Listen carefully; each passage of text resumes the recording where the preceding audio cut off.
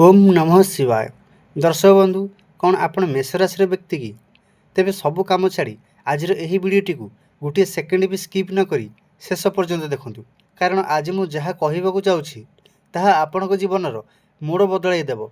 गत किछि वर्ष हेब मेष राशि लोक मैंने बहुत कष्ट सही आपण जेते परिश्रम करुछंती सही अनुपात आपण को फल मिलूना। निजर सबुठ विश्वासयोग्य लोक मैंने ही आपण को धोखा देउछंती। टंका पैसा आसूसी सत, किंतु केउं बाटरे जाउछि ताहा जणा पड़ुना। मन भितर सबुबेले गोटे अजणा भय, गोटे अशांति लगी रही। आपण भावुंट हे भगवान, मोर कौन केबे भल दिन आसब ना। किंतु दर्शक बंधु, राति जेते अंधकार हुए सकाळ सेते पाखे आसे। आपण जीवन में से अंधार राति सरिबाकु जाउछि, कारण एथर आसी जाइछि सेही पवित्र श्रावण मास। आउ एही श्रावण मास मेष राशि पई कौनसी साधारण मास नुहे।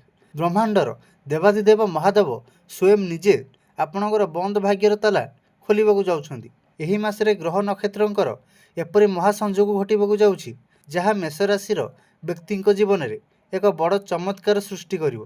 तेबे काहेकि मेष राशि उपरे महादेवंकर एही विशेष दृष्टि पड़िबो? कौन घटिबो आपणकर आर्थिक जीवन में, आपणक परिवार, स्वास्थ्य एवं क्यारियर को नहीं कौन रही महादेवंकर इंगित? श्रावण मासरे आपण कौन कले भाग्य सुना भली चमक उठिबो एवं केउं भूल कले आपण को महाविपदर सामना करने को पड़िबो?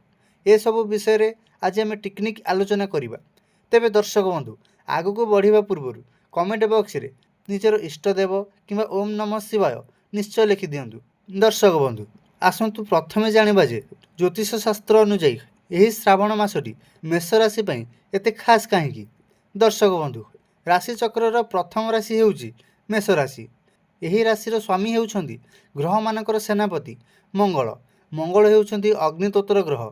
आपणक भितरे गोटे निया अछि, किछि करि देखैबार उत्साह मध्य अछि। आपण काहा आगे मुंड नुआइबा लोक नुहंती।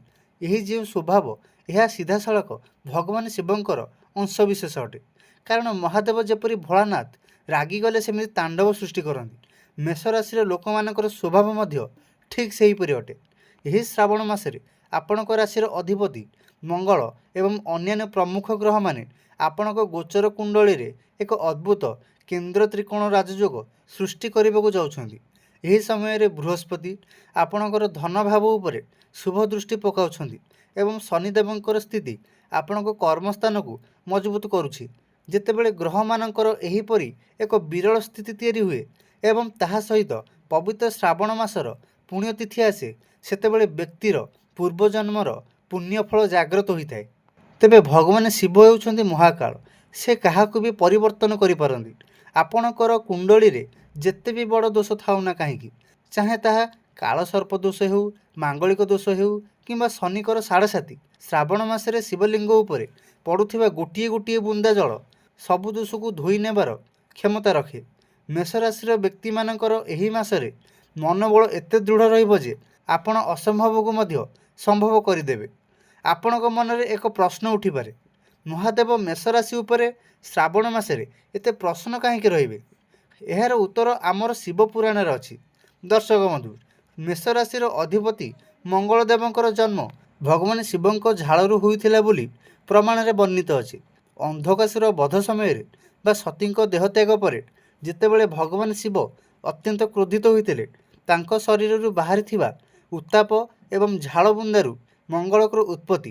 तेणु मंगल को भूमिपुत्र मध्य कुहाଯାଏ एवं से शिवंकर एक प्रकार अंश। एणु मेष राशि हेउची महादेवंकर एक प्रिय राशि। मेष राशि लोकंक हृदय बहुत सफा थाए। आपण माने जहाँ भावती मुह उपरे कहि दियंती। आपणक मनरे कौनसी छलना न थाए किंबा पछरे छुरी मारिबार प्रवृत्ति मध्य न थाए। आउ भोलानाथ एमिति लोकंकु ही पसंद करथांती जहार मन निर्मल थाए। एथर श्रावण मासरे महादेव आपणकर सही निर्मल भक्तिर परीक्षा नेबे एवं ताहा सह आपणकु मनवांछित फल प्रदान करिवे। आपणक जीवन में आसवाकु थिबा बाधा विघ्न गुड़िक नंदी एवं भृंगी द्वारा अटकाई देबे। केवल दरकार गोटे निष्पापर डाक। तेबे दर्शक बंधु, आसंतु वर्तमान जानिबा सबुठुरु गुरुत्वपूर्ण कथा। यही श्रावण मासरे आपणकर दैनंदिन जीवन में आपणक पकेट रे आपणक घरे कौन सब परिवर्तन हेबाकु जाउछि? ସବୁଠାରୁ ବଡ଼ ଚମତ୍କାର ହେବ ଆପଣଙ୍କ ଧନ ସ୍ଥାନରେ ଯେଉଁ ଟଙ୍କା ପାଇଁ ଆପଣ ଦିନରାତି ଏକ କରିଦେଇଥିଲେ, ଯେଉଁ ଧାର କରଜ ଆପଣଙ୍କ ମୁଣ୍ଡ ବିନ୍ଧାର କାରଣ ପାଲଟିଥିଲା, ସେଥିରୁ ମୁକ୍ତି ମିଳିବାର ବାଟ ଖୋଲିବ। ହଠାତ୍ କେଉଁ ଏକ ଅଜଣା ସୂତ୍ରରୁ ଧନ ପ୍ରାପ୍ତିର ଯୋଗ ରହିଛି। ଅଟକି ରହିଥିବା ପୁରୁଣା ପଇସା ଫେରି ପାଇବେ। ବ୍ୟବସାୟ କରୁଥିବା ବ୍ୟକ୍ତିମାନଙ୍କ ପାଇଁ ଏହି ମାସଟି ସୁବର୍ଣ୍ଣ ସୁଯୋଗ। ନୂଆ କଣ୍ଟ୍ରାକ୍ଟ କିମ୍ବା ନୂଆ ପାର୍ଟନରସିପ୍ ମିଳିପାରେ। ଯେଉଁମାନେ ଚାକିରି ଖୋଜି ଖୋଜି ନିରାଶ ହୋଇଯାଇଛନ୍ତି, ସେମାନଙ୍କ ପାଇଁ ଶିବଙ୍କ କୃପାରୁ ନିଯୁକ୍ତିର ସୁଯୋଗ ଆସିବ। ଅଫିସରେ ଯେଉଁ ଶତ୍ରୁମାନେ ଆପଣଙ୍କ ପଛରେ ପଡ଼ିଥିଲେ, ସେମାନେ ଆପଣଙ୍କ କାମ ଦେଖି ଚୁପ୍ ହୋଇଯିବେ। ଆପଣଙ୍କର ପ୍ରମୋସନ୍ ବା ଦରମା ବୃଦ୍ଧି ହେବାର ପ୍ରବଳ ସମ୍ଭାବନା ଅଛି। ଆପଣଙ୍କୁ କେବଳ ନିଜ କର୍ମ ଉପରେ ଧ୍ୟାନ ଦେବାକୁ ପଡ଼ିବ। ମେଷ ରାଶିର ଲୋକଙ୍କର ସବୁଠୁ ବଡ଼ ସମସ୍ୟା ହେଉଛି ସେମାନଙ୍କର ରାଗ। ଏହା ପରିବାରରେ ଅଶାନ୍ତି ସୃଷ୍ଟି କରିଥାଏ। କିନ୍ତୁ ଶ୍ରାବଣ ମାସରେ ମହାଦେବଙ୍କ ଉପରେ ଚଢ଼ୁଥିବା ଶୀତଳ ଜଳ ଆପଣଙ୍କର ମସ୍ତିଷ୍କକୁ ମଧ୍ୟ ଶାନ୍ତ ରଖିବ। ପରିବାର ଭିତରେ ଯଦି କଳି ଝଗଡ଼ା ଲାଗି ରହିଥାଏ, ତେବେ ତାହା ଦୂର ହେବ। ସ୍ୱାମୀ ସ୍ତ୍ରୀଙ୍କ ମଧ୍ୟରେ ଥିବା ଦୂରତା କମିବ ଓ ପ୍ରେମ ସମ୍ପର୍କ ମଜବୁତ ହେବ। ଅବିବାହିତ ଯୁବକ ଯୁବତୀଙ୍କ ପାଇଁ ଭଲ ବିବାହ ପ୍ରସ୍ତାବ ଆସିବ। ତେବେ ମହାମୃତ୍ୟୁଞ୍ଜୟଙ୍କ କୃପାରୁ ଆପଣଙ୍କର ସ୍ୱାସ୍ଥ୍ୟଗତ ସମସ୍ୟା ମଧ୍ୟ ଦୂର ହେବ। ଯଦି ଆପଣ କୌଣସି ପୁରୁଣା ରୋଗରେ ପୀଡ଼ିତ ଅଛନ୍ତି, ତେବେ ସେଥିରୁ ଆରାମ ମିଳିବ। ଆପଣଙ୍କ ଭିତରେ ଏକ ଅଦ୍ଭୁତ ଆତ୍ମବିଶ୍ୱାସ ଦେଖିବାକୁ ମିଳିବ। ଦର୍ଶକ ବନ୍ଧୁ, କେବଳ ରାଶିଫଳ ଶୁଣିଦେଲେ ଭାଗ୍ୟ ବଦଳି ଯାଏ ନାହିଁ, କର୍ମ କରିବାକୁ ମଧ୍ୟ ପଡ଼ିଥାଏ। ଏହି ସୁବର୍ଣ୍ଣ ସୁଯୋଗର ଫାଇଦା ଉଠାଇବା ପାଇଁ ମେଷ ରାଶିର ବ୍ୟକ୍ତିମାନଙ୍କୁ ଶ୍ରାବଣ ମାସରେ କିଛି ବିଶେଷ ଉପାୟ କରିବାକୁ ପଡ଼ିବ। ପ୍ରଥମେ ବିଶେଷ ଜଳାଭିଷେକ। ମେଷ ରାଶିର ରଙ୍ଗ ହେଉଛି ଲାଲ, ତେଣୁ ଶ୍ରାବଣର ପ୍ରତ୍ୟେକ ସୋମବାର ଦିନ ତମ୍ବା ଲୋଟାରେ ଶୁଦ୍ଧ ଜଳ ନେଇ ସେଥିରେ ଟିକେ ଲାଲ ଚନ୍ଦନ, ଅଳ୍ପ ମହୁ ଏବଂ କିଛି ଗୁଡ଼ ମିଶାଇ ଶିବଲିଙ୍ଗ ଉପରେ ଅଭିଷେକ କରନ୍ତୁ। ଏହାଦ୍ୱାରା ମଙ୍ଗଳ ଗ୍ରହ ଶାନ୍ତ ହେବେ ଓ ଆର୍ଥିକ ବାଧା ମଧ୍ୟ ଦୂର ହେବ। ତେବେ ଦ୍ୱିତୀୟରେ, ପ୍ରତିଦିନ ସମ୍ଭବ ନ ହେଲେ ମଧ୍ୟ କେବଳ ସୋମବାର ଦିନ 11ଟି ନିଖୁଣ ବେଲପତ୍ର ଆଣନ୍ତୁ। ସେଥିରେ ଅଷ୍ଟଗନ୍ଧ ବା ଚନ୍ଦନରେ ଓମ୍ ଲେଖି ମହାଦେବଙ୍କ ମସ୍ତକରେ ଚଢ଼ାନ୍ତୁ। ତୃତୀୟରେ, ପ୍ରତିଦିନ ସକାଳେ ଏବଂ ସନ୍ଧ୍ୟାରେ ଆସନ ପକାଇ ବସନ୍ତୁ ଏବଂ ରୁଦ୍ରାକ୍ଷ ମାଳିରେ 108 ଥର ଓମ୍ ନମଃ ଶିବାୟ ଏବଂ ଅତି କମରେ 11 ଥର ମହାମୃତ୍ୟୁଞ୍ଜୟ ମନ୍ତ୍ର ଜପ କରନ୍ତୁ। ଏହା ଆପଣଙ୍କ ଚାରିପଟେ ଏକ ଅଦୃଶ୍ୟ ସୁରକ୍ଷା ବଳୟ ତିଆରି କରିବ। ଏବଂ ଶେଷରେ, ଶ୍ରାବଣ ମାସରେ କୌଣସି ଗରିବ ବା ଅସହାୟ ଲୋକଙ୍କୁ ଅନ୍ନ ବା ବସ୍ତ୍ର ଦାନ କରନ୍ତୁ। ମଙ୍ଗଳବାର ଦିନ ହନୁମାନଙ୍କୁ ଦର୍ଶନ କରନ୍ତୁ ଏବଂ ହନୁମାନ ଚାଳିଶା ପାଠ କରନ୍ତୁ। ଯେତେବେଳେ ଭାଗ୍ୟ ଖୋଲିବାର ଥାଏ ଦର୍ଶକ ବନ୍ଧୁ, ସେତେବେଳେ ଆମର ଛୋଟିଆ ଭୁଲ ସବୁକିଛି ନଷ୍ଟ କରିଦେଇପାରେ। ଶ୍ରାବଣ ମାସରେ ମେଷ ରାଶିର ଲୋକେ ଏହି ଭୁଲ ଠାରୁ ନିଜକୁ 100% ଦୂରେଇ ରଖନ୍ତୁ। ପ୍ରଥମେ ହେଉଛି କ୍ରୋଧ ଏବଂ ଅହଙ୍କାର। ଆପଣଙ୍କୁ ଜଲ୍ଦି ରାଗ ଆସେ, କିନ୍ତୁ ଏହି ମାସରେ ଯିଏ ଯାହା କହିଲେ ବି ନିଜକୁ ଶାନ୍ତ ରଖନ୍ତୁ। ଅହଙ୍କାର କଲେ ମହାଦେବ ରୁଷ୍ଟ ହେବେ। ତେବେ ଦ୍ୱିତୀୟରେ, ଆମିଷ ତ୍ୟାଗ। ଶ୍ରାବଣ ମାସରେ କଦାପି ମାଛ, ମାଂସ, ଅଣ୍ଡା ଇତ୍ୟାଦି ଆମିଷ ତ୍ୟାଗ କରନ୍ତୁ। ଯଦି ପିଆଜ ରସୁଣ ନ ଖାଇବେ, ତେବେ ଆହୁରି ଭଲ। ନିଶାଦ୍ରବ୍ୟ ବା ମଦପାନରୁ ସମ୍ପୂର୍ଣ୍ଣ ବିରତ ରୁହନ୍ତୁ।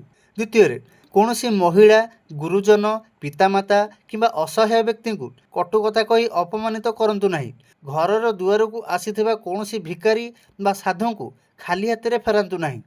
ଦର୍ଶକ ବନ୍ଧୁ, ଶ୍ରାବଣ ମାସ ହେଉଛି ଭଗବାନଙ୍କ ସହ ସିଧାସଳଖ ଯୋଡ଼ି ହେବାର ମାସ। ମେଷ ରାଶିର ଲୋକମାନଙ୍କୁ ମୁଁ କେବଳ ଏତିକି କହିବି ଯେ ଅତୀତରେ ଯାହା ହୋଇଗଲା ତାକୁ ଭୁଲି ଯାଆନ୍ତୁ। ଏକ ନୂଆ ଆରମ୍ଭ କରନ୍ତୁ। ଭୋଳାନାଥଙ୍କ ଉପରେ ପୂର୍ଣ୍ଣ ଭରସା ରଖି ନିଜ କର୍ମ ପଥରେ ଆଗେଇ ଚାଲନ୍ତୁ। ଦେଖିବେ ଏହି ଶ୍ରାବଣ ମାସ ଆପଣଙ୍କ ପାଇଁ ଏମିତି ଖୁସି ନେଇ ଆସିବ, ଯାହା ଆପଣ ସ୍ୱପ୍ନରେ ସୁଦ୍ଧା ଭାବିନଥିବେ।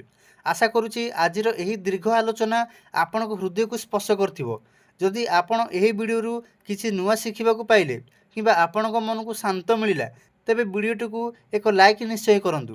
ଏହି ଗୁରୁତ୍ୱପୂର୍ଣ୍ଣ ଭିଡ଼ିଓକୁ ନିଜର ସମସ୍ତ ମେଷ ରାଶିର ସାଙ୍ଗ ଏବଂ ପରିବାର ଲୋକଙ୍କ ସହ ସେୟାର କରନ୍ତୁ, ଯାହାଦ୍ୱାରା ସେମାନେ ମଧ୍ୟ ଉପକୃତ ହୋଇପାରିବେ। ଆପଣ ଯଦି ଆମ ଚ୍ୟାନେଲରେ ନୂଆ, ତେବେ ଏବେ ହିଁ ଚ୍ୟାନେଲକୁ ସବସ୍କ୍ରାଇବ୍ କରି ପାଖରେ ଥିବା ବେଲ୍ ଆଇକନକୁ ଦବାଇ ଦିଅନ୍ତୁ, କାରଣ ଆମର ମେଷ ରାଶିର ପ୍ରତ୍ୟେକଟି ଭିଡ଼ିଓ ଆପଣଙ୍କ ପାଖରେ ସର୍ବପ୍ରଥମେ ପହଞ୍ଚି ପାରିବ। ଆପଣଙ୍କ ଦିନଟି ଶୁଭମୟ ହେଉ ଦର୍ଶକ ବନ୍ଧୁ। ମହାଦେବ ଆପଣଙ୍କର ଜୀବନକୁ ସୁଖ ଶାନ୍ତିରେ ଭରି ଦିଅନ୍ତୁ। କମେଣ୍ଟ ବକ୍ସରେ ପ୍ରେମର ସହ ଲେଖିଦିଅନ୍ତୁ ହର ହର ମହାଦେବ କିମ୍ବା ଓମ୍ ନମଃ ଶିବାୟ। ରହୁଛି। ଜୟ ଜଗନ୍ନାଥ, ଜୟ ଶ୍ରୀ ମହାକାଳ।